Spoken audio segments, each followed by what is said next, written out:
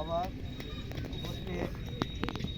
উপস্থিত আছেন শ্রদ্ধেয় বড় ভাই এসকে ফারুক ভাই, উপস্থিত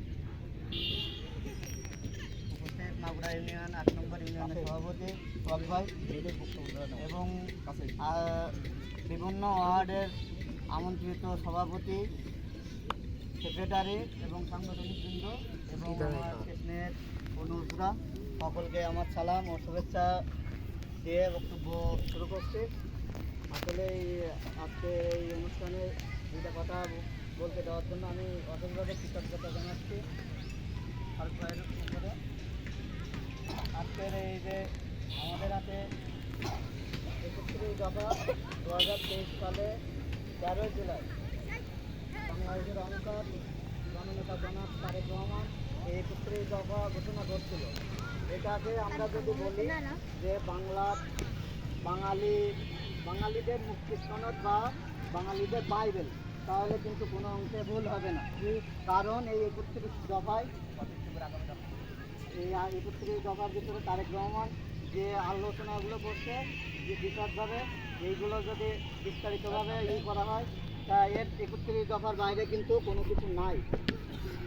আর এই 31 দফায় এই যে দুইবার সরকার দুইবারের বেশি যে সরকার গঠন করা যাবে না, এটাও কিন্তু আমাদের তারুণ্যের অহংকার, বাংলাদেশের অহংকার। তারেক রহমানই কিন্তু প্রথম উত্থাপ করছিল। আমরা প্রথমে বক্তব্য শুরুতে স্মরণ করছি দক্ষিণ জনপদের প্রান্তীয় নেতা, জাতীয়তাবাদী নক্ষত্র জনাব হাবিবুল ইসলাম হাবিব ভাইকে। তিনি ফাঁসিস আমলে অসংখ্য হামলা, গুম এবং সামনে এসে 70 বছরের জেল যার নামে হয়েছিল এবং তিনি সাজাপ্রাপ্ত হয়েছিলেন। ওই মামলায় কিন্তু সাজাপ্রাপ্ত 4 জন মারাও গেছে।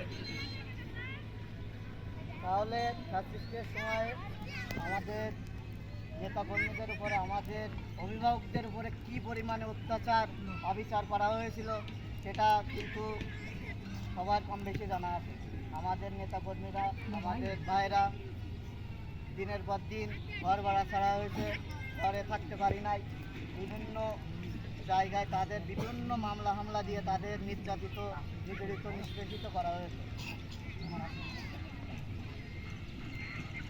1985 সালে যখন স্বৈরাচার ইরশাদ আন্দোলন হলো, যে কোনো মুহূর্তে স্বৈরাচার ইরশাদের পতন হবে, এই সময়ে একজন রহস্যময়ী মহিলা, যিনি কখনো হিজাব পরেন, কখনো তিলক পরেন, স্বৈরাচার ইরশাদের সঙ্গে উনি লং ড্রাইভে চলে গেলেন।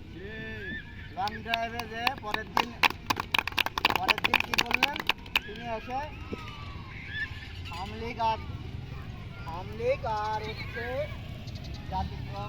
জাতীয় পার্টি তো না, জাতীয় বেঈমান পার্টি যদি বললি তা মনে হয় ভুল হবে না। কারণ তাদের অভিভাবক এক, তাদের সংস্থা এক, তাদের কেবলা এক। তারা যখন বৃষ্টি হয় একই ছাতার নিচে যায়, আবার যখন হয় তারা কিন্তু পটপটরা করে এইভাবে 17 বছর বাংলাদেশকে লুটে ফুটে তারা পরিচালিত করেছে। সুতরাং আমাদের যে তারেক রহমান 31 দফা দিয়েছেন, এই 31 দফার জন্য আমাদের প্রত্যেকটা ওয়ার্ডের প্রত্যেকটা নেতাকর্মী এবং আমাদের স্নেহের অনুজরা এবং সিনিয়র যারা আছেন সবাই দুয়ারে ঘুরবে। এই দুয়ারে যে আমাদের কী করতে হবে, আমাদের ভোট সংগ্রহ করতে হবে। আমাদের পরবর্তীতে যেন যে কোনোভাবে দেখা গেল আমাদের অনেকটি সরকার গঠন করলো, কিন্তু আপনার আমার প্রান্তীয় অভিভাবক হাবিব ভাই কিন্তু কোনোভাবে আল্লাহ না করুক যদি ওই রকম সিচুয়েশন হয়, কিন্তু ভাই আপনার আমার কোনো মূল্য থাকলো না। কারণ হাবিব ভাই, যদি আমরা বলি যে ওই যে আপন সন্তান আর সৎ সন্তান, যদি কোনোভাবে ভাই আপনার আমার যদি ওই রকম সিচুয়েশন হয় যে মায়ের সন্তানের মতন হয়ে যেতে হয়, কিন্তু ওই আপন সন্তানের মতো মায়া দয়া কিন্তু পাওয়া যাবে না।